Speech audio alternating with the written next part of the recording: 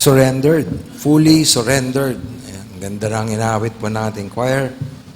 At yun talaga ang that's one way of saying yung ating tema, di ba? Trusting what God has said. Paano ba yun? You surrender yourself. Hindi yung kalahating surrender lang. Fully surrendered. Ang tawag ng Bible dyan, devotion. Hindi yung pagbabasa ng Bible, devotion, yung sabihin bibigay mo ang sarili mo sa Panginoon nang wala kang itinitira para sa sarili mo. Ayan.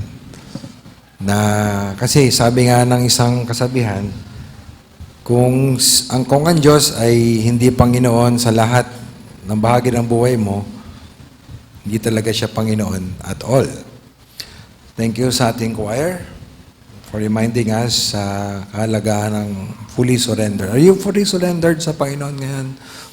It's very easy to be partially surrendered. Lord, yes, ito, gagawin ko. Of course, Lord, gagawin ko yan. Pero minsan, ang inihingi ng Panginoon sa atin, mabigat ang kapalitan, Minsan, ang pagsunod sa Panginoon, ang ibig sabihin, merong trials, merong pressure sa buhay, may mga i-give up ka, So, sana makita natin na ano man ang hingin sa atin ng Panginoon ay karapat-dapat siya. At fully surrendered tayo sa Kanya. Tayo po ay dumako sa ating, talaga ng totoo na itong last na talaga ito, ng ating series dito po sa Proverbs chapter 3, 5 to 12. At basahin po natin, at least for the last time sa series natin, ang passage na ito, Proverbs chapter 3, verses 5 to 12. At hanapin natin ano bang ibig sabihin to trust in the Lord with all your heart. Mahahanap niyo yon pag tinignan niyo yung ibang mga utos na kasama dyan. And then, bakit trusting God ang pinaka-wise na desisyon na pwede mo magawa sa buhay mo? Sinabi din dyan, anong mga mangyayari, anong mga epekto, resulta, kung tayo po yung magtitiwala sa Panginoon with all of our heart. Tumayo po tayong lahat. Basahin po natin ito. At sige, sama-sama na ho tayo dito. Maganda rin yung pagkakatagalog. Ang ganda rin. Sino man na nagsali nito. Sige ho, basahin po natin Proverbs 3, 5 to 12, simula sa verse 5, handa, basa. Sa Panginoon ay buong puso kang magtiwala, na huwag kang manalig sa sarili mong pangunawa. Sa lahat ng iyong mga lakad, siya ay iyong kilalanin, at itutuwid niya ang iyong mga landasin. Huwag kang magpakapantas sa sarili mong mga mata. Matakot ka sa Panginoon, at sa kasamaan ay lumayo ka. Ito ay magiging kagalingan sa laman mo, at kaginawaan sa iyong mga buto. Parangalan mo ang Panginoon mula sa iyong kayamanan, at ang unang bunga ng ingman. Sa gayo'y mapupuno ng sagana ang iyong imbakan at aapawan ng bagong alak ang iyong mga sisidlan. Anak ko, ang disiplina ng Panginoon ay huwag mong amakin at ang kanyang saway ay huwag mong itakwil. Sapagkat sinasaway ng Panginoon ang kanyang minamahal gaya ng anak na kanyang kinalulugdan. Amen. Tayo po'y mag-pray. Salamat po ng marami, Panginoon, sa pagkakataon na mabasa namin publicly ang iyong mga salita without any fear na may darating na mga otoridad at pipigilan kami, usigin kami. Thank you for the freedom that we have sa bansa na ito. And Lord, dalangin namin na sa pagbabalik tanaw namin sa talatang ito at sa pagkapatuloy namin, kayo po ang manguna, Panginoon. Bigyan niyo po kami ng gising na diwa at mataas na paggalang sa iyo upang amin pong gawin ang aming makakaya upang makinig ng mabuti at mag-isip kung paano po namin maisasabuhay, maipamumuhay ang mga bagay na itinuturo mo sa amin mula po sa mga talatang ito. Pakitulungan mo rin ako, Panginoon, magipagpala sa aking mga kapatid at kayo po ang mag-bless sa aming panahon na pag-aaral. In Jesus' name, Amen. Ako po na po.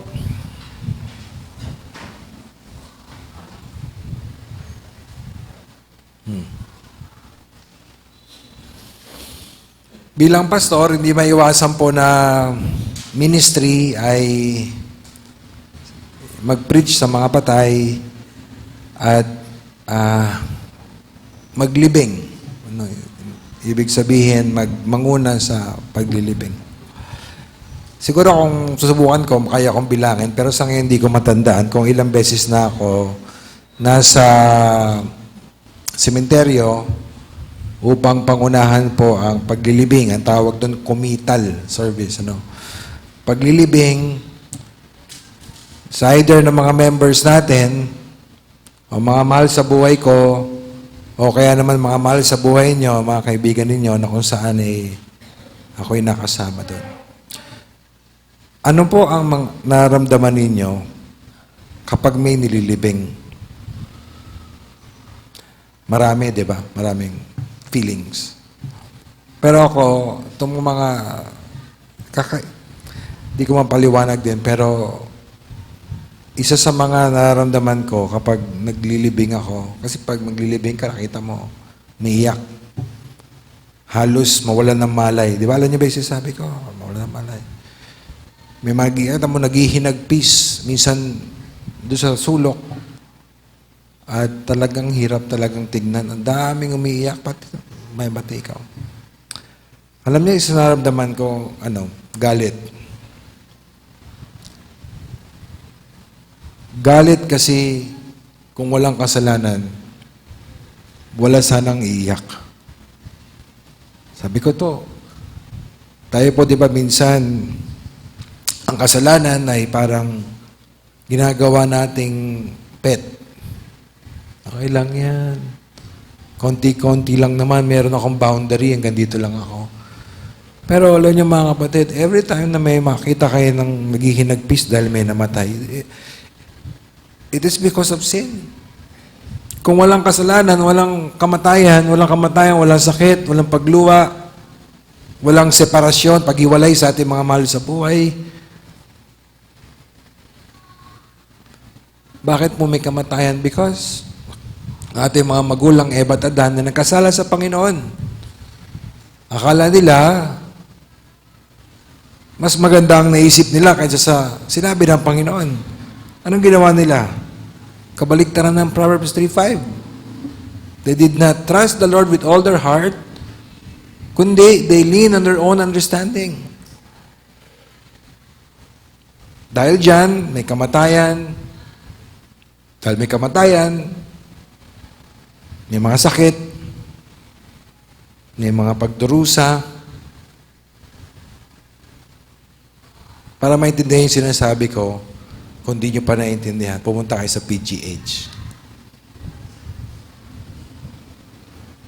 Pumunta kayo sa Jose Reyes. OPD. Pumunta ka din dun sa ward. Makikita mo na kung iisipin mo ang sinasabi ng Bible, hindi talaga maganda ang magiging bunga sa tuwing babaliwalain natin ang sinabi ng Diyos. Huwag na tayong sumugal kasi ganun talaga sa mukha natin. Hindi ka makakapunta ng church dito maliban na siguro kung galing kang monumento na hindi ka dadaan sa puninarya, sementeryo. Ibig sabihin, araw-araw, sa buhay natin, ang kamatayan nandiyan sa mukha natin, reminding us, not just, someday mamamatay tayo, but reminding us kung ano ang consequence ng kasalanan. Ano ang consequence pag binabaliwala natin ang sinasabi ng Panginoon. Kaya nga po, ating pinagsasaluhan ng tema na ito, na wala nang mas wise na desisyon sa buhay, kundi ang magtiwala sa Diyos at sa Kanyang salita. Ito na ang pinakamainam na desisyon na magagawa natin, yung hindi ako magtitiwala sa sarili ko, sa sinasabi ng iba, kundi sa sinabi na ng Diyos. Kapag nagbabangga-banggaan ang mga bagay na ito, ang aking katapatan ilalagay ko sa salita ng Panginoon.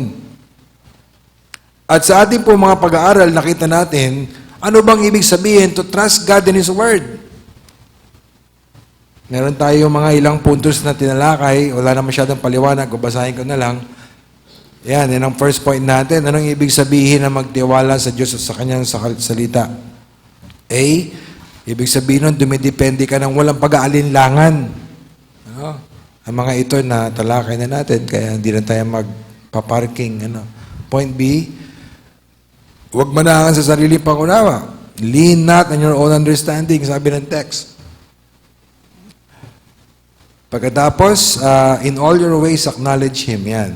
Kung may tiwala tayo sa Panginoon, kapag gagawa tayo ng mga desisyon, nag-iisip-isip tayo, huwag natin isantabi ang Panginoon. Acknowledge His presence at magpasakop ka sa kalooban ng Diyos.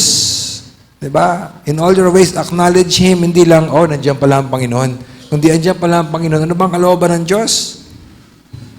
And then, point D, kilalanin palagi ang iyong pangailangan sa karunungan. Sabi nung text natin na huwag kang magpakapantas sa iyong sarili mga mata. Huwag mo isipin na hindi mo kailangan ng payo. Lalo na ng payo ng salita ng Diyos. Huwag tayong magmalaki. Sapagkat ang Panginoon, ang nasa Kanya ang karunungan na kailangan natin. At ano pa, ang puso natin super madaya. Ano? And then, fear God. Sabi ron, fear God. Ibig sabihin ng matakot sa Diyos, magbigay galang ka sa Panginoon. Hindi yung matakot ka na baka ikay papatay ng Diyos, kundi matakot ka na makagawa ka ng bagay na hindi ikasisiya ng Diyos. Kasi may paggalang ka sa Kanya. Ayaw mo na ma-displease ang Panginoon. Fear God, and then F, sinabi doon, turn away from evil. Kung may tiwala ka sa Panginoon, hindi mo lang gagawin yung mga pinagagawa niya, kundi iiwasan mo yung mga pinapaiwas niya sa iyo. Diba? Ang ano kasi dito, minsan gusto natin may mga gusto tayo sa buhay na hindi mabuti para sa atin. Alam natin, mga bata, di ba? Anong gusto mong breakfast? Sabi mo, pag titignan mo yung mga bata kung anong breakfast ang gusto nila, talagang matamis talaga. Puro tsokolate, candy, mga ganoon talaga breakfast niyan. Minsan hindi lang bata, Pero pag pinaubaya mo sa kanilang wisdom, mapahamak talaga sila. Kaya nga nandiyan ang mga magulang. Okay, ganun din tayo sa Panginoon, di ba? Hindi lahat ng hinihingi natin sa Panginoon mabuti para sa atin. Kaya ang Diyos minsan may mga pinagbabawal ang Panginoon. Sa Bible, nakalagay. Turn away from evil. And then, meron ding part na, parangalan mo ang Panginoon mula sa iyong kayamanan, mula sa iyong unang bunga ng ani. Sinabi dyan, So be generous to God. It takes faith to give. Kasi sa isip mo, nawawalan ka, di ba? Nawawalan ka, pero it takes faith na magtiwala ka sa sinabi ng Diyos na be blessed naman niya yung mga nagkakalob sa Kanya. Kung isipin nyo, lahat ng bagay pag-aari ng Diyos, di ba? So, yung giving pala, hindi iyon para tulungan mo ang Diyos, kundi pagkakataon yun na binibigay sa iyo ng Panginoon para mapaglingkuran mo siya, para mapakita mo ang pagtitiwala mo sa Kanya. So, every opportunity to give ay opportunity to trust God na pag ginawa mo ang iyong pag nagkaloob ka, hindi Kanya pababayaan. Okay, and then lastly, submit to God's chastening and training. Sinabi doon, anak, huwag mong baliwalain ang saway at pangaral ng iyong ama. Of course, galing sa Panginoon. Ng Panginoon.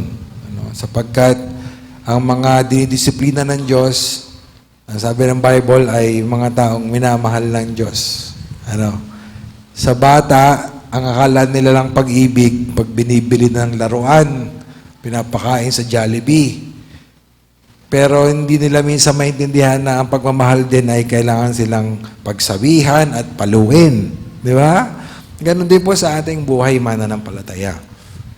At one way we show ang ating pagtitiwala sa Panginoon kapag dinidisiplina tayo ng Diyos, kapag pinapalo tayo ng Diyos, kapag tinetraining tayo ng Diyos through trials. Hindi tayo tatalikod, manghawakan natin yung kanyang mga sinabi. Now, yun ang pinaka-wise na magagawa natin sa buhay na desisyon to trust God and His Word. And nakita natin ano ibig sabihin nun. And then last week, nakita ba natin kung bakit. Bakit yun? Yan. Why trusting God and His Word is the wisest. decision. Bakit ba yan maganda para sa akin? Well, nakita natin doon, di ba, sa context nito, na ang purpose po ng chapter 5 ay ituro sa atin kung anong wisdom. Wisdom is trusting God. Gusto mo maging wise, you trust God. Bakit naman tinuturo ko ano yung wisdom?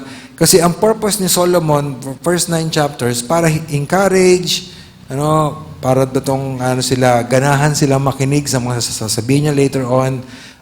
Kung may wisdom, maging wise ka. Paano po niya in-encourage? Ito nga pala yung wisdom. Matakot ka sa, you trust the Lord. Part of what it means to be wise is to trust the Lord with all of your heart. At so, ibig sabihin, bakit pinaka-wise na decision yon? Point A. Kasi, sabi ng Bible, wisdom yun eh. Wisdom yan. Minsan, di natin maintindihan. Paano maganda yung sinabi ng Diyos? Para mas maganda ito naiisip ko.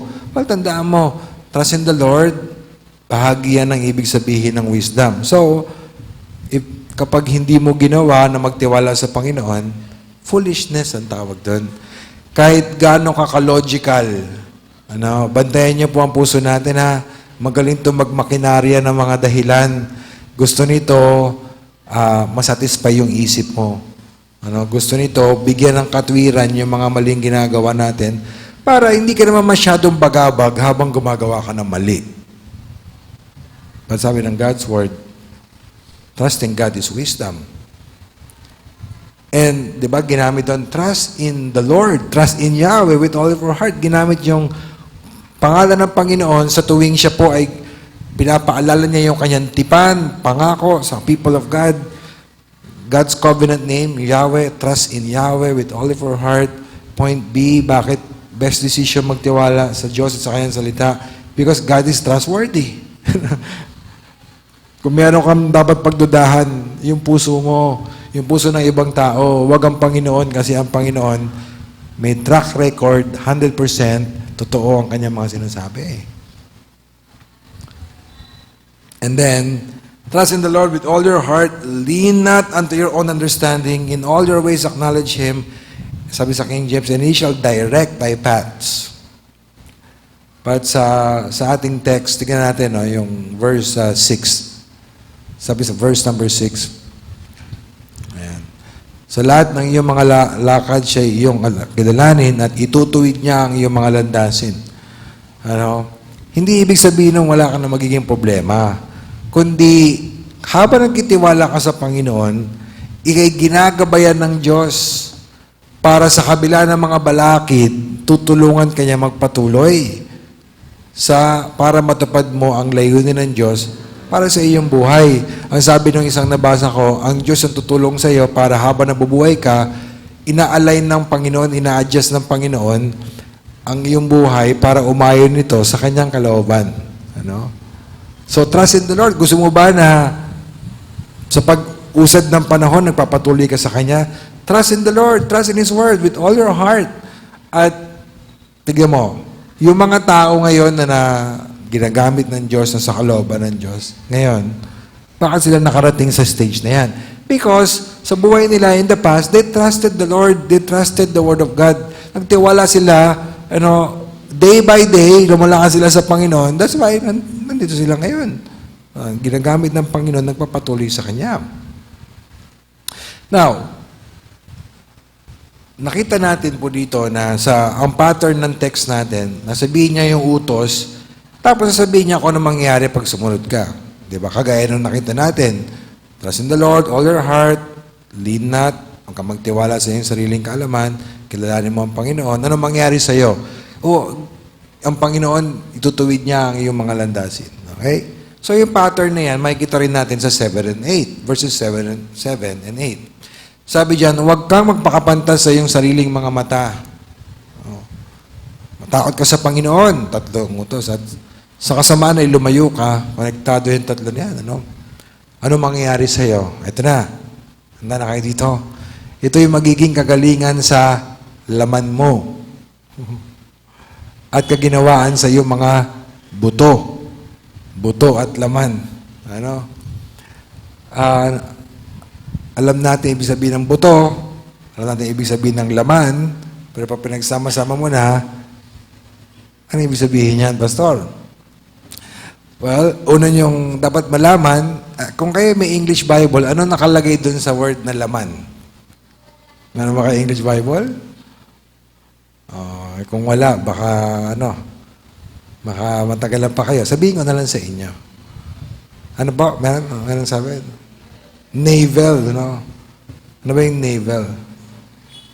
Pusod. Oo. Medyo matanda na ako nung nalaman ko yung pusod pala yung navel. Ano? So, ito ay magiging kagalingan sa iyong pusod. Ano? Bakit kaya pusod? So, dami-dami ng part ng katawan. Bakit pusod? Kasi, napapag-isip din ako dyan, ang pinakamagandang paliwanag na pwede natin sigurong i-adapt ay yun kasi ang nagduruktong sa nanay, di ba? Pag sa baby, yun ang natutong, yung sustansya ng bata doon dumadaloy. Ano?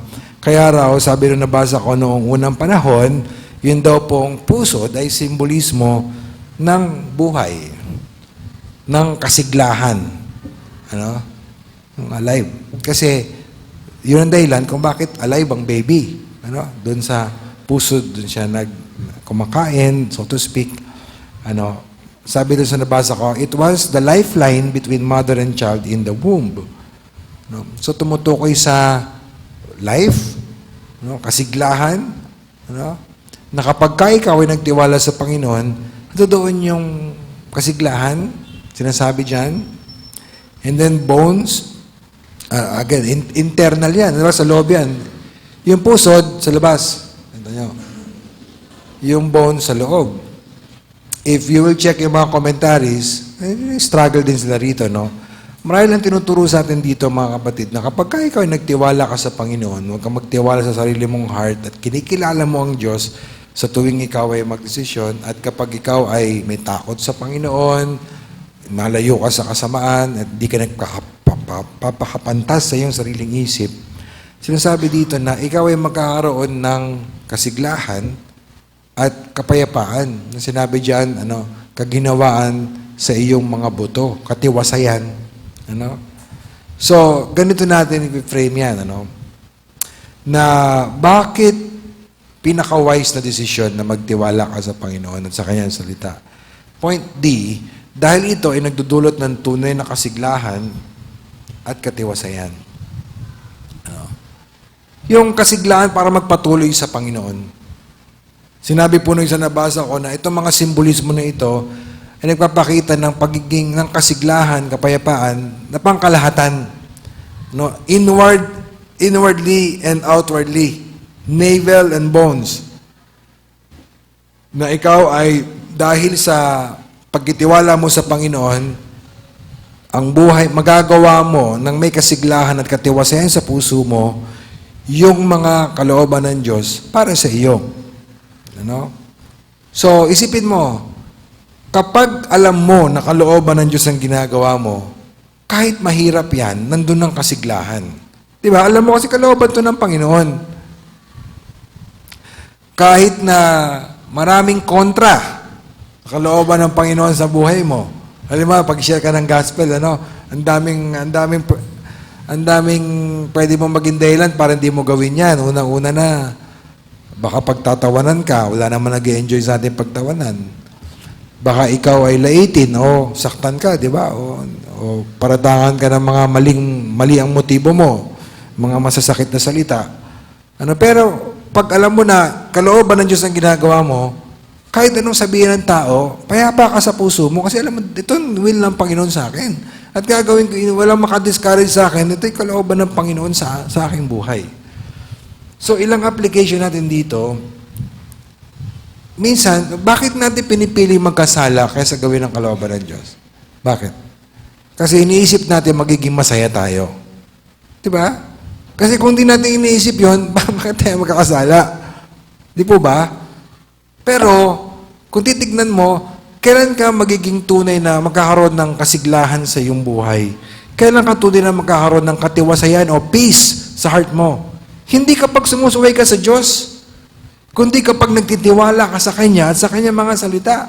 Doon mo mararanasan yung kasiglahan inwardly and outwardly. yung kapayapaan sa puso mo.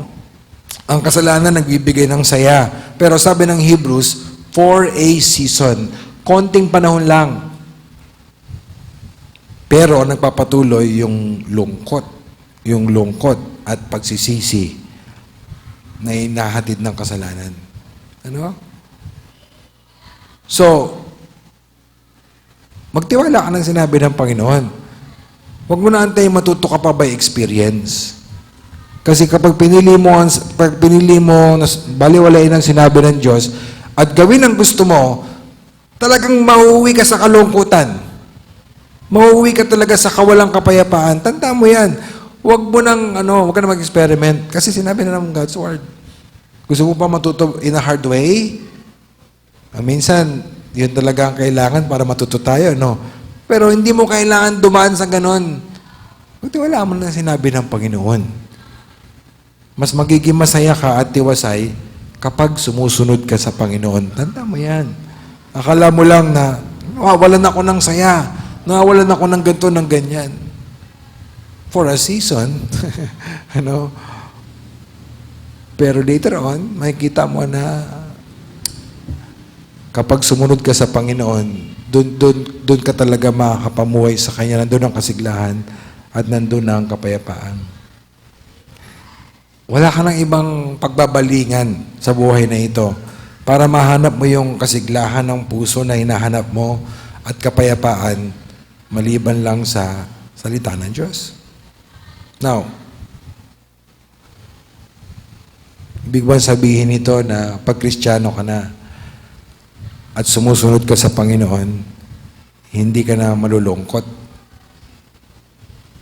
Ganun ba yun? Si Jesus Christ ba nalungkot? Ang palagay niya. Nalungkot ba siya? Oh, yeah. Nung namamatay siya sa krus, tingin ko hindi siya yung masayang-masaya, tuwan-tuwa sa nangyayari sa kanya. Nararamdaman niya yung pain. Hindi siya nagreklamo.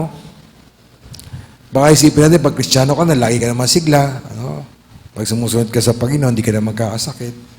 Pero tinuturo sa atin dito, mga kapatid, ay ganito. Kung ikaw'y magtitiwala sa Panginoon, sa Kanyang salita, paraanin ka man niya sa valley of the shadow of death, o kaya naman sa green pastures, ikaw ay may kasiglahan at kapayapaan sa puso mo. Kasi praise the Lord, kasi ang ating katiwasayan, ang ating peace, ang ating kasiglahan, vitality, hindi ito nakadepende sa sirkumstansya, kundi sa pagtitiwala natin sa sinabi ng Panginoon. Subukan mo. Kapag ikaw ay pinanghawakan mo na mahigpit ang sinabi ng Diyos sa iyo, sa Bible sinabi ng Panginoon, makikita mo na kahit anong dumating sa buhay mo, basta alam mong nasa kalooban ka ng Panginoon, magpapatuloy ka. Basta alam mo itong nais sa'yo ng Panginoon, meron kang kapayapaan sa puso mo. Kasi ang blessing, pwede mong matanggap ang kasiglahan at kapayapaan all the time kung magtitiwala ka sa sinabi ng Diyos sa'yo. Ano? Kahit sa panahon po ng katandaan at kahinaan ng katawan, pwede ka pa rin manatiling masigasig at may kapayapaan kung alam mo na ang ginagawa mo ay kalooban ng Diyos sa buhay mo. Marami sa atin dito, mga senior, siguro kung ang gagawin natin, takbuhan, hindi talaga sila mananalo. Pero meron tayong mga senior dito na teenager sa lakas pagdating sa pananampalataya. Alam niyo yung ibig ko sabihin? Na lalapit ka sa kanila para i-encourage ka. I-encourage mo sila, pero ikaw ang aalis na na-encourage sa kanila. Bakit? Mahina na yung katawan, pero yung kalooban, batang-bata para sa Panginoon. Tignan niyo po, 2 Corinthians 4:16. Sabi ni Paul, kahit kami ay hindi pinanghihinaan ng Andiyan ba yan? 2 Corinthians 4:16. Hindi ba nailagay? Okay, type mo na lang. 2 Corinthians 4:16. Salamat. Kaya't kami ay hindi pinanghihinaan ng loob. Ayan. Bagaman ang aming panlabas na pagkatao ay nabubulok. Ang katawan, ano? Ang aming panloob na pagkatao ay binabago sa araw-araw. You see? Huwag ka maniwala sa mundo na magiging masaya ka kapag ginawa mo yung gusto mo at binaliwala mo ang salita ng Diyos. Kasi ang totoong kasigasigan, kasiglahan at kapayapaan, makakamtan mo yan kapag nagtumalayo ka sa kasamaan, hindi ka nagpapakapanta sa sarili mong mata at ginagalang mo ang Panginoon, or you're trusting what God has said. At alam nyo, hindi lang sa pagtanda natin maranasan itong kasiglahan at kapayapaan na nagtitiwala tayo sa Panginoon, kundi hanggang sa kamatayan. Hanggang sa kamatayan. Kapag ang isip mo, nagtitiwala ka sa sinabi ng Panginoon, that is the only way na harapin mo ang kamatayan nang merong kasiglahan at may kapayapaan. Kilala na natin si Martin Luther, ginamit ng Panginoon para magsimula ang pagbabago. Umiwalay yung mga, later on, tinawag natin protestante mula sa Catholic Church. Nagsimula yung Reformation, 1500s, mga ganun. Pero 100 years bago dumating si Martin Luther, nandyan muna si John Husk. Si John Husk, dahil sa kanyang paniniwala sa sinasabi ng Bible tungkol sa kaligtasan, at taliwas sa pangkalatang tinuturo ng mga panahon na yon, siya pa'y sinunog ng buhay. Si John Husk. Pero ito yung recorded na sinabi niya. In the truth of the gospel, tatagalogin ko mamaya. In the truth of the gospel which I have written, taught and preached, I will die today with gladness. Sabi niya, sa katotohanan ng mabuting balita na aking sinulat, siguro bilang liham sa iba, tinuro at ipinangaral, ako ay mamamatay ngayon ng may kagalakan. Because he knew that is the Word of God. Fast forward, 300 years after that, John Wesley, founder ng Methodist movement, ang last recorded niya, you can search this, ang last recorded words niya ay ito, the best of all is, God is with us. Yun ang uling sinabi niya. Iniisip niya, ang pinakamainam sa lahat, kasama natin ang Diyos. Sa kanyang dulot ng kanyang buhay, bakit siya nagpapatuloy sa Panginoon, katiwasayan at kasiglahan sa paglilingkod? Because pinangawakan niya sinabi ng God's Word, hindi siya iwanan ng Panginoon. Medyo mabago-bago, pero luma na rin sa iba. Si Dwight L. Moody, nung umamatay na siya, ayon sa tala, sinabi niya, palayo na ng palayo ang mundo sa akin, bumubukas na ang pintuan ng langit, ito ang aking tagumpay, ngayon ang araw na ako'y kokoronahan. Kasi, nung mamatay siya, ibang-iba sa kamatayan ng mga taong wala sa Panginoon. Iba ang pananaw. Sa siya nakaka-idea na ang kamatayan ay tagumpay. Sa siya nakakuha ng idea about kokoronahan siya, re-reward siya. It's from the Word of God. Alam niyo mga kapatid, ang tanging magbibigay sa atin ng kasiglahan at peace para magpatuloy at pati hanggang sa huli, walang iba kundi ang pagtitiwala natin sa sinabi ng Diyos. Sa bandang huli, makikita mo, baliwala na yung mga diploma mo. Baliwala na yung pera mo sa bangko. Baliwala na kung ilan ang nagla-like sa Facebook post mo. Kung sino mga nakakilala sa'yo, hindi. Sa bandang huli, ang pag-asa mo talaga yung mga sinabi ng Diyos. Yun ang pangahawakan mo talaga. Nakita ko yan. Of course, alam natin, totoo yun. Nakita ko yan sa buhay ng tatay ko. Wala na eh.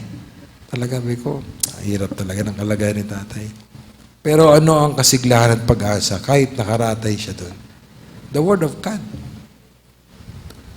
So, mga kapatid, huwag ka maniwala. Huwag tayo maniwala sa sinasabi ng world na kapag sumunod ka sa Panginoon, diyan talaga maging boring at walang kakwenta-kwenta ang buhay mo. No. Habang nagtitiwala ka sa sinabi ng Panginoon, diyan ka magkaroon ng kasiglahan magpatuloy at diyan ka magkaroon ng peace sa heart mo. Because yan ay salita ng Panginoon. Now, verses 9 to 10. Anong utos? Parangalan mo ang Panginoon mula sa iyong kayamanan. Proverbs 3, 9 to 10. At ng mga unang bunga ng lahat mong ani, yung unang bunga, mga kapatid, nasimula ito nung papasok ang mga Israelites for the very first time sa Promised Land. Ang sabi ng Panginoon sa kanila, magkaroon kayo ng seremonyas. Yung kapag hindi na kayo nakadepende sa mana, pag nandun na kayo at umaani na kayo, yung unang ani ninyo, magkaroon tayong seremonyas. Dalhin ninyo sa paanan ng mga priest. First fruit. No? First fruit.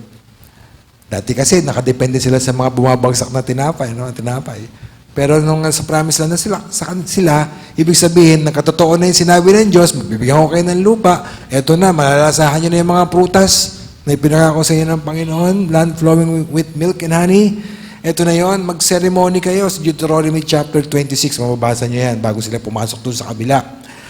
At yung pong ceremony na yon, wala tayong time para tignan, ang pinaka-focus nun is to remind ang sarili nila na lahat ng tinatamasa nilang magandang bagay ay galing sa Diyos.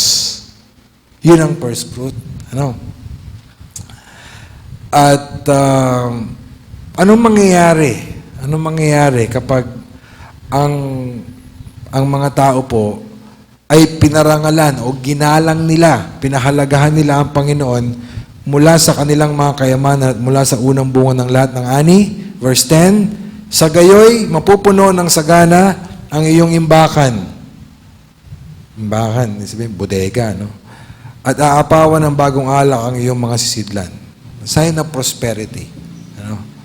Abundance. Hindi ka papatakan ng Diyos, babahayin ka ng Diyos, yun ang ibig niya sabihin. Ano? So, bakit wise na magtiwala ka sa Panginoon? Specifically in terms of pag nagkakalob ka sa kanyang gawain and may mga sacrifices ka, for sure. Bakit wise pa rin na magtiwala ka sa Panginoon and express mo yung trust na yan by generously giving sa Panginoon? Point E, last point natin, no? Wakas, naka-last point tayo.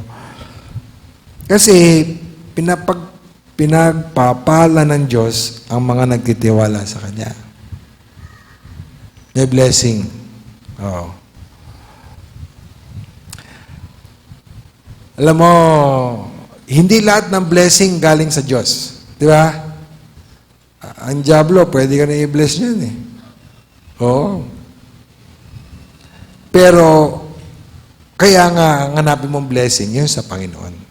Pastor, paano ko malaman kung ang blessing na yun sa Panginoon o sa diablo? Kapag sumusunod ka sa Panginoon, ito ang pagkapala ng Diyos sa iyo. May mga tao na minsan sumusuway sa Panginoon, lalo silang ginaganahan kasi umuunlad ang buhay nila. Well, you can say that's the grace of God. But at the same time, ang diablo, alam niya kung ano ang kahinaan natin. You know? Mas gustuhin natin, mga kapatid, na hanapin ang blessing mula sa Diyos kaysa blessing mula sa sanlibutan, kaysa blessing mula sa Diyos ng sanlibutan. Alam mo kung bakit? Sabi sa Proverbs 10:22, tignan mo ito ha. Proverbs 10:22, ang pagkapala ng Panginoon ay nagpapayaman. So, ibig sabihin, may pagkapala na hindi galing sa Diyos. Ang pagkapala ng Panginoon ay nagpapayaman at hindi niya ito dinaragdagan ng kapanglawan, kalungkutan. Walang sorrow. Kasi kapag nagpayaman sa iyo ang sanlibutan, masaya ka talaga. Pero kung wala ka sa kalooban ng Panginoon, marami yang sorrow. Maraming kalungkutan yan. Ang diablo, hindi yan namimigay ng walang kapalit. At ang kanyang hinihing kapalit, sobrang laki ng interest higit sa kaya mong bayaran. Bili mo, the blessing of the Lord maketh rich and He adds no sorrow to it.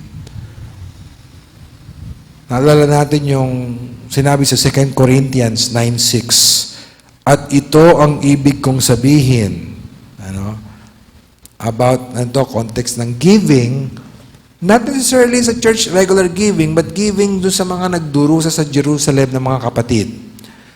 Yun ang context. At ito ang ibig kong sabihin, ang naghahasik, ibig sabihin nagtatanim, ng bahagya.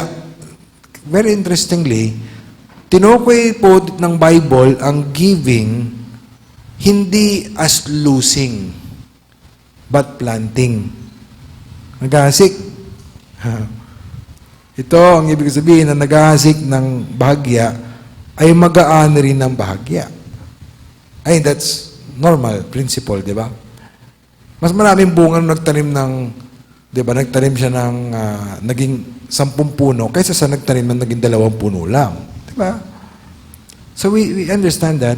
At ang nag-aasik ng sagana ay mag-aani rin ng sagana. Again, yung principle na yan is about giving. At minsan, nawawalan tayo ng faith, pagitiwala sa sinabi ng Diyos, at na-express na mapahayag natin itong kawalan ng pananampalataya sa pamamagitan po ng hindi pagkakaloob ng nararapat para sa gawain ng Diyos. It takes faith to give in a way that glorifies God. Meron akong kaibigan pastor. Itong taong ito talagang binless ng Panginoon. Alam niya, sabi niya sa akin, alam mo, Pastor Ahmed, natutunan ko talaga, the way na bless ka ng Panginoon is to be a blessing to others.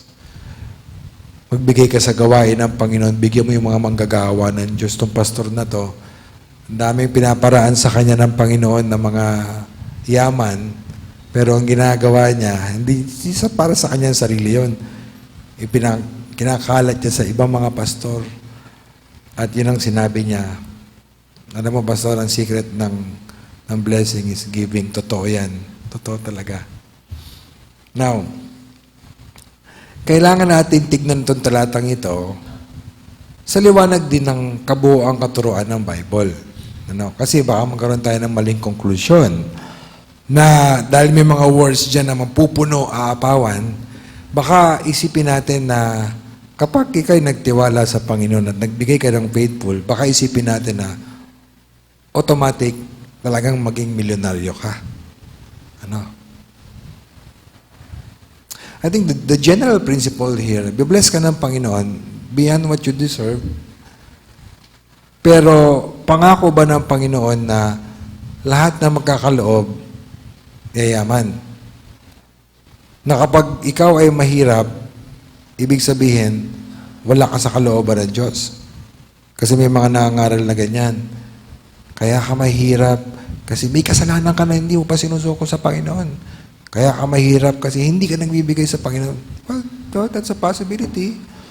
Pero to say na palaging ganon, delikado po yan.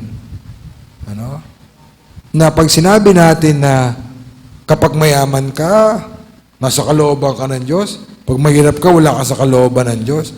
Teka muna, magpreno tayo kasi pag tinignan mo yung Bible, baka baliktad.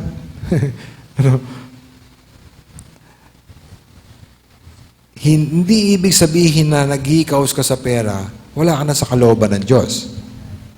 Sa kaparehas din na, hindi ibig sabihin na sobra-sobra ang pera mo, nasa kalooban ka ng Diyos. Diba? Mag-ingat po tayo dyan. Yung material poverty, yung pagiging mahirap, hindi po yan palagi nag-i-indicate ng relasyon ng tao sa Panginoon. Diba? Sa Bible, may kilala ba kayo na rich man na alam niya wala sa kalooban ng Diyos? Meron, di ba? Sinabi ko na nga, yung sa Lazarus and the rich man, yung pulubi na napunta sa langit doon. Si Herod, isang hari, pero gusto niyang patayin ng Mesaya. Sa kabilang banda, alam niyo po ba na sa Bible, ang itinataas na example, human example ng pagkakaloob sa Diyos, Yung mga mahihirap sa Macedonia. Sila po'y nasa kalooban ng Diyos, ginawa silang example para encourage yung mga taga-Korinto para gawin yung kanilang promise. Ginamit ng Panginoon na example, yung mga sinabi doon sa 2 Corinthians chapter 8, sila po'y nasa extreme poverty. Sa Tagalog, dayok-dok. Hindi lang talaga mahirap, mahirap na mahirap. Pero sila yung example of generous giving. Ano, pakamot ka na lang, di ba? Meron ba sa atin dito, masabi mo na dayok-dok ka? Sobrang hirap mo. Sa palagay, baka sa palagay mo lang yan. Di ba? Pero itong mga tao ito, sinabi ng Bible eh. Under persecution pa sila noong time na yon. Ano? So, tandaan niyo mga kapatid na hindi, ang palagay niya ba dito, no? Hindi palaging kalooban ng Diyos na yumaman ng mga Kristiyano. Sayang naman, Pastor. Actually, may verse nga sa Bible, labor not to be rich. Sinabi sa Proverbs. Sa 1 Timothy chapter 6, meron yung mga talata dyan. Ano? Pinag-iingat ang mga Kristiyano sa pagmamadaling yumaman. So, it's not always God's will for believers to be rich. Si Jesus Christ, pinanganak sa pamilya na mahirap. We know that kasi sa offering na binigay nung siya pa'y circumcised, yung offering ibon lang, they cannot afford to buy baka or lamb. Wala nga siyang sariling tirahan, di ba? Sabi sa atin sa God's Word. Sa 1 Timothy chapter 6, may instruction doon, sinabi doon, at sila na mga mayayaman, sinabi doon sa 1 Timothy chapter 6, wala dyan sa natin, no? They that be rich. Ibig sabihin, may kategory doon na sila mga mayayaman. Ibig sabihin, mayroong mga hindi mayayaman. Mga believers, di ba? At kung titingnan mo sa Acts, pati sa ibang mga sulat ni Paul, yung mga Christian, apektado rin ng economic crisis, apektado rin sila ng famine, yung mga Kristiyano. Ito niyo po sa, makikibabasa niyo sa Acts, may mga time na taggutom, yung mga believers na apektuhan din sila. No? So, ibig sabihin, dumadanas din minsan sa talagang gipit na sitwasyon ng mga believers. Sa Hebrews chapter 10, isa sa mga persecution nila, kinuha yung kanilang mga possession. Ano? At sa James 2.5, ito meron tayo dito. Sa James 2.5, mukhang sinasabi dito na parang mas maraming Kristiyano ang hindi talaga mayaman. Makinig kayo, minamahal ko mga kapatid. Hindi ba pinili ng Diyos ang mga dukha at sanlibutan ito upang maging mayaman sa pananampalataya at mga tagapagmana ng kaharian ng kanyang pinangako sa mga magmamahal sa kanya? Hindi ibig sabihin pag mahirap ka, automatic Christian ka na. No? Kung titignan natin, the way God works, ang pinipili niya, yung mga nobody, sabi sa 1 Corinthians, nobody, mga hindi kilala sa mundo na ito. And part of what it means na hindi ka kilala is mahirap. Diba? So, huwag natin isipin na, sinabi doon, pagka nagbibigay ka, yaman ka. Hindi ako mayaman, therefore, wala ako sa kalooban ng Panginoon. Or kulang pa.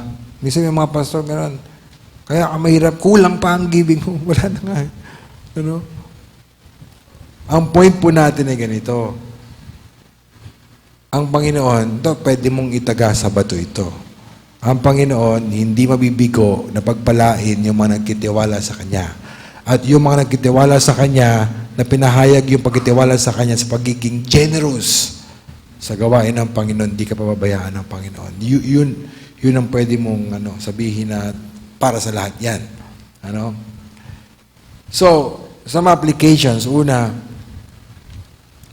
kapag nagbibigay ka sa Panginoon, giving is not losing, but it is a pathway to obtain God's blessings.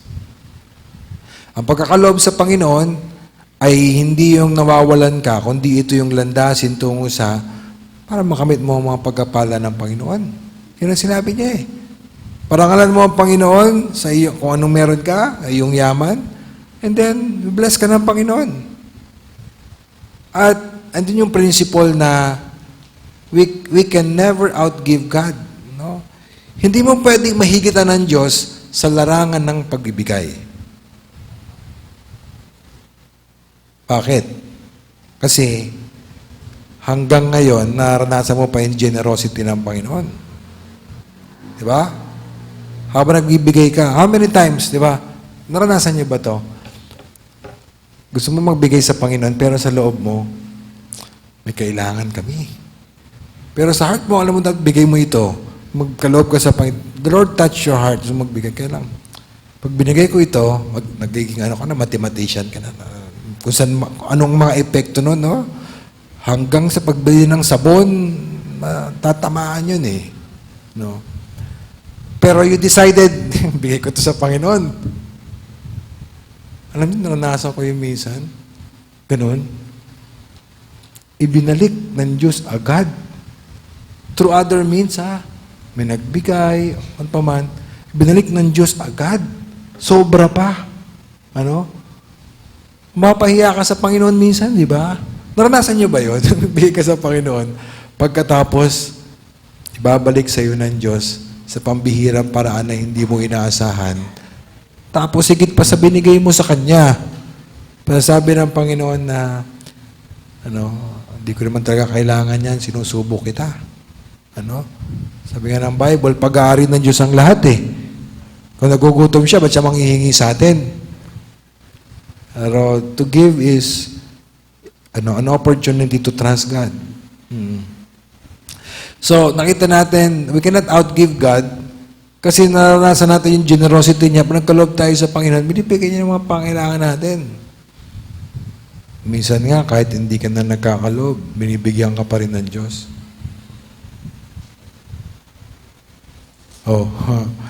Yung hangin na nilalanghap natin, galing sa Panginoon yan. Every breath, sabi ng God's Word, comes from Him. Yung lakas mo, galing yan sa Panginoon eh. Kaya nga mga kapatid, huwag tayong magkakwentahan sa Panginoon. Kasi pag nilabas ng Diyos ang resibo niya, mapaya talaga tayo. Pag-iingat ng Panginoon, di ba? Bakit may trabaho kayong iba wala? Bakit may business kayong iba wala? It's because the Lord gave you that opportunity. Marami naman dyan nagtrabaho. Ay marami naman dyan may kagaya ng credential mo, baka higit pa. Pero wala silang opportunity. Kasi promotion comes from the Lord. At alam mo, hindi mo pa rin mahihigitan ng pagkakaloob ng Diyos. Sabihin mo nang hindi kanya binibigyan ng pera. Sabihin, kunyari lang, sabihin na natin na walang special favors ang binibigay sa iyong Panginoon. Pero alam mo ba na hindi mo pa rin mahigitan ng Panginoon dahil binigay niya si Jesus Christ para sa iyo. Alam niyo, wala nang dapat pang ibigay ang Panginoon na binigay niya si Jesus Christ. Pero God is very generous talaga ng Panginoon. Pagbigay ang Panginoon. Binigay na ng Diyos ang ultimate gift. The ultimate offering, binigay ng Panginoon Diyos. Walang iba kundi ang kanyang anak na nagdusa at namatay upang tayo po ay maligtas. At kung ang Panginoon, bine-bless niya po yung mga nagkakaloob, well, kung babaligtarin mo yun, hindi kaya mga kapatid ang dahilan kung bakit parang napakabigat ng buhay natin. Nagsusumikap naman tayo. Ginagawa naman natin yung dapat gawin. Pero parang wala. Hindi kaya ang dahilan ay sa ating mga tinatamasa, kinalilimutan natin ang Panginoon.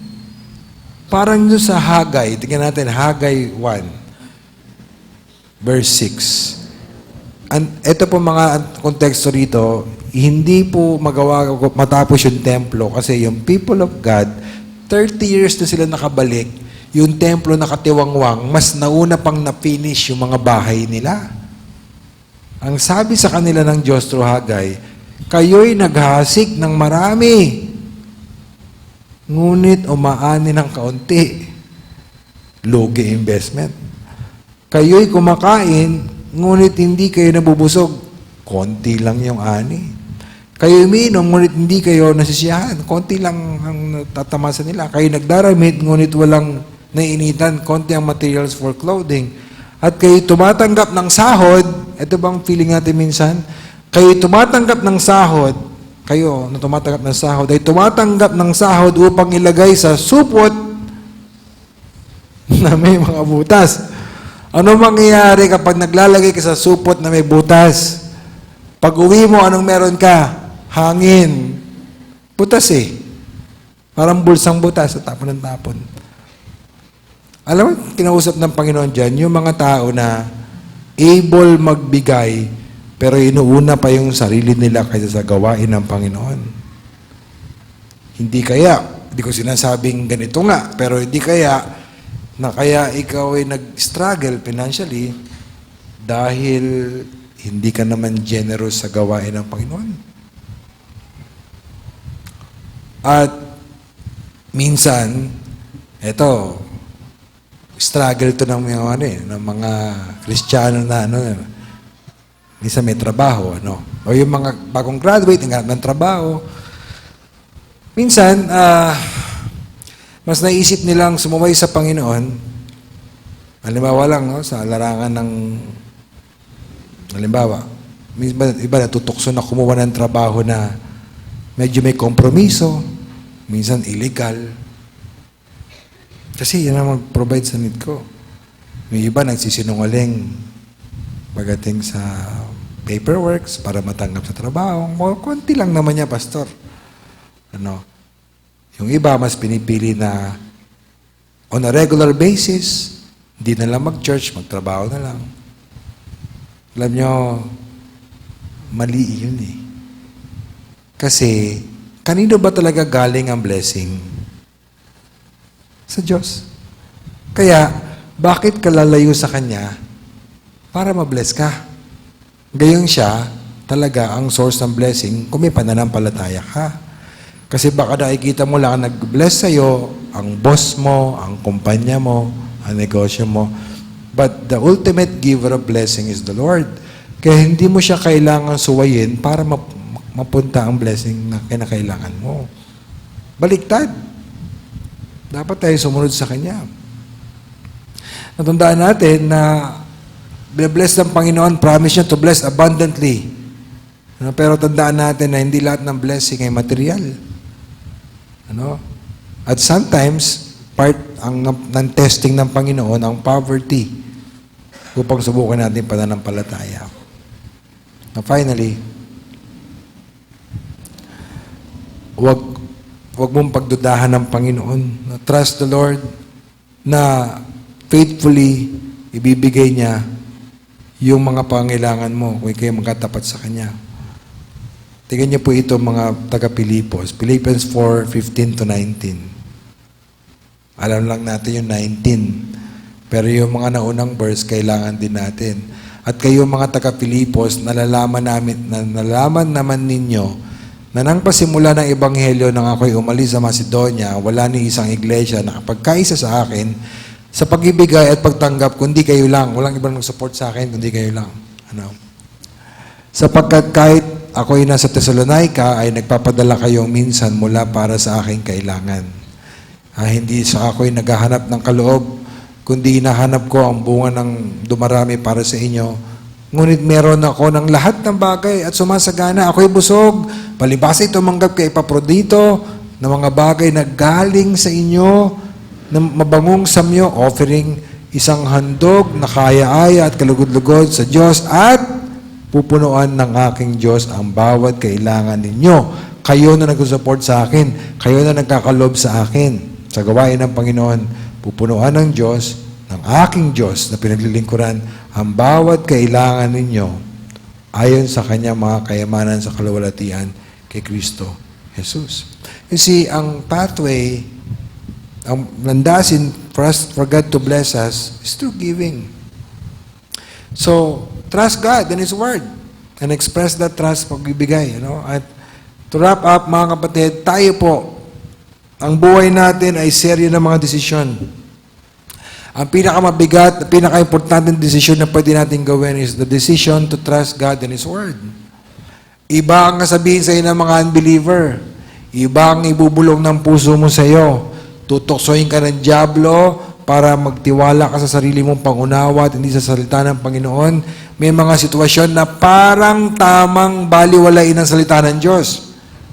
Pero piliin mo pa rin na magtiwala sa Kanya at sa Kanyang mga salita ng iyong buong puso. Ang buhay po na may wisdom ay buhay na nakadepende sa salita ng Panginoon. May isang Christian, mahirap lang buhay nila. Nakatira sa, malaki pa itong pulpito sa bahay nila. Pader nila, yero lang. Pero siya yung magaling na mekaniko. Nagkaroon siya ng pagkakataon na magtrabaho sa ibang bansa. Pero, yung pupunta na ng lugar, wala talagang church. Eh, meron pa siyang batang anak na maliit pa. Alam niyo, naging desisyon niya, ito naging desisyon niya, pangusap ng Panginoon sa kanya, base rin sa priorities na nakalagay sa Bible. Sabi niya, Pastor, ayoko magpunta dyan kasi tinignan ko yan, walang church dyan. Paano itong anak ko? Paano itong pamilya ko? Mga kapatid, isipin mo yun, desisyon na yan. That was siguro 20 years ago, may gitna. And the taong ito, sa ngayon, palagay ko, siya yung pinakamayaman na taong kilala ko, personal. Personal. Siya yung, kundi man siya, isa sa pinakamayaman na taong kilala ko. Now, of course, hindi natin sinasabi na lahat kayo magiging milyonaryo if you follow the Lord. But what I'm saying is, that decision, many decades ago, it was a spiritual decision. Kita mo, binless siya ng Panginoon. So, trust the Lord. Maybe hindi mo nakikita, paano makakabuti itong pag sumunod ako sa Panginoon? Trust, kaya nga trust the Lord, di ba? You trust the Lord na hindi niya, na lagi niyang tutuparin ang kanyang mga sinabi. Today, I would like to challenge tayong lahat nandito, no? Nakalagay dyan sa ating tema, trusting what God has said. Let's make that commitment today. Sa biyaya ng Diyos, pipiliin ko magtiwala sa sinabi mo habang ako'y nabubuhay. Let's pray. Thank you, dear God, sa sharing ito, and we pray na patuloy kang mangusap even now. Help us, Panginoon, to make that commitment na ano man ang sabihin ng world, ano man ang sabihin ng puso namin, magkitiwala kami sa sinabi ng salita ng Panginoon. Palayin niyo po aming magsimpang niyaya. Mga kapatid, tumayo tayong lahat. Let's all stand. At mamaya, we will pray. You and I, mag-pray tayo sa Panginoon to make that commitment. Sa biyaya ng Diyos, sa lakas na ibibigay ng Diyos, we will live ayon sa Kanyang kalooban. Ayon sa Kanyang salita, we will trust Him and His Word. Maniniwalaan natin ang Kanyang mga sinabi. Would you make that commitment as a response, as way of worshiping the Lord? Make that commitment to trust the Lord with all your heart. One stanza of music and then we'll pray.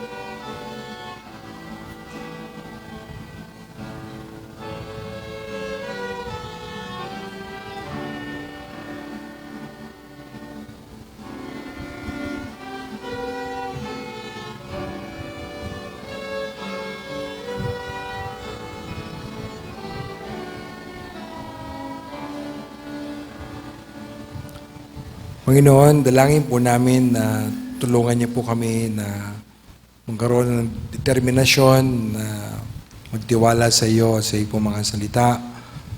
Bigyan niyo po kami, Panginoon, ng kakayanan para maalala po ito at maipairal namin sa mga sitwasyon na kung saan ay maharap kami magdesisyon. Tulungan mo kami, Panginoon. Tulungan niyo po ang mga kapatid na gumawa ng commitment ngayon na ito po ay aming pong maipamuhay. Ito po aming panalangin in Jesus' name. Amen.